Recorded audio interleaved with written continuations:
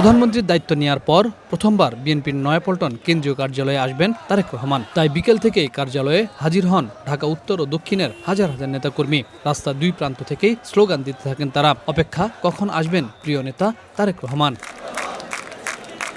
সন্ধ্যা ৭টার পর পল্টন কার্যালয়ে আসেন প্রধানমন্ত্রী। নেতাকর্মীদের সরব উপস্থিতিতে রাস্তার উভয় পাশেই সৃষ্টি হয় যানজট। ধীর গতিতে চলতে থাকে যানবাহন। কার্যালয়ে আসার পর প্রধানমন্ত্রী প্রায় ঘণ্টা দুয়েক মিটিং করেন দলের সিনিয়র নেতাদের সাথে। ৯টার পরে প্রধানমন্ত্রী রাস্তার দুই পাশ থেকে নেতাকর্মীদের সরে যেতে বলেন। তার আশাকে কেন্দ্র করে নেতাকর্মীরা রাস্তা বন্ধ রাখলে এরপর দলীয় কার্যালয়ে আসা সম্ভব হবে না বলেও জানান প্রধানমন্ত্রী। দলের দুর্নাম হয় এমন কিছু করা যাবে না বলেও নেতাকর্মীদের সতর্ক করেন প্রধানমন্ত্রী। আচ্ছা, ওই পাশে যারা আছে একটু রাস্তাটা ছেড়ে দেন। ওইখানে একটা অ্যাম্বুলেন্স আছে, অ্যাম্বুলেন্স থেকে যেতে দেন। এই যে সাদা পাঞ্জাবি, ওই অ্যাম্বুলেন্স থেকে যেতে দিতে হবে তোরে ভাই। আরে কি আশ্চর্য, এই রাস্তাটা ক্লিয়ার করো না, এই রাস্তাটা ক্লিয়ার করে অ্যাম্বুলেন্সটাকে যেতে দাও। আমাকে সাংগঠনিক কাজে অফিসে আসতে হবে, কিন্তু প্রতিদিন যদি রাস্তা এইভাবে করে বন্ধ করে দেওয়া হয় তাতে কিন্তু দলের বদনাম হবে, মানুষের কষ্ট হবে। ঠিক আছে, এইভাবে প্রতিদিন রাস্তা বন্ধ করা যাবে না। যেভাবে সাধারণ স্বাভাবিক বিষয় সেটি আমাদেরকে চেষ্টা করতে হবে যাতে স্বাভাবিক থাকে সবকিছু। অফিসে আমি আরো আসব, কিন্তু এরকম রাস্তা বন্ধ করা যাবে না।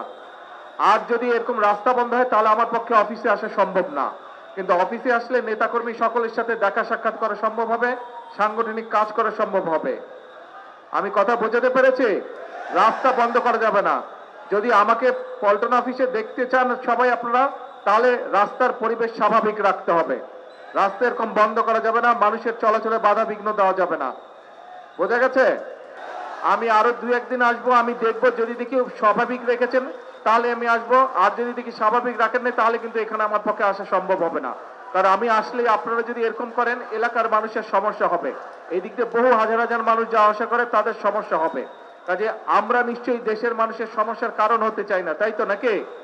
হতে চাই না? হতে চায় না। দেশবাসীর সমস্যা হয় এমন কিছু করতে চায় না বিএনপি। মানুষ অনেক আশা নিয়ে এই সরকারের দিকে তাকিয়ে আছে বলেও নেতাকর্মীদের স্মরণ করিয়ে দেন তারেক রহমান। মানুষ অনেক প্রত্যাশা নিয়ে দলের দিকে তাকিয়ে আছে, মানুষ অনেক প্রত্যাশা নিয়ে দলের দিকে তাকিয়ে আছে। কাজে এখানে যে সকল নেতাকর্মী আছে, সারা দেশে আমাদের যে সকল নেতাকর্মী আছে, আমাদেরকে ধৈর্য ধরতে হবে, আমাদেরকে আইন শৃঙ্খলার ভিতরে থাকতে হবে এবং আমাদেরকে মানুষের পাশে দাঁড়াতে হবে। মানুষের সমস্যা হয়, কষ্ট হয়, অসুবিধা হয়, সেই জিনিসগুলো করা যাবে না। একই সাথে অনেক সমস্যা আছে দেশে, মানুষকে বোঝাতে হবে, মানুষকে পাশে দাঁড়াতে হবে, মানুষকে ধৈর্য ধারণ করানো শেখাতে হবে বা ধৈর্য ধারণে সহযোগিতা করতে হবে মানুষকে। ঠিক আছে? মাত্র ৫ মিনিট কথা বলে তার বক্তব্য শেষ করে পল্টন কার্যালয় থেকে বের হয়ে যান প্রধানমন্ত্রী তারেক রহমান। Habib Rahman, one news, Dhaka.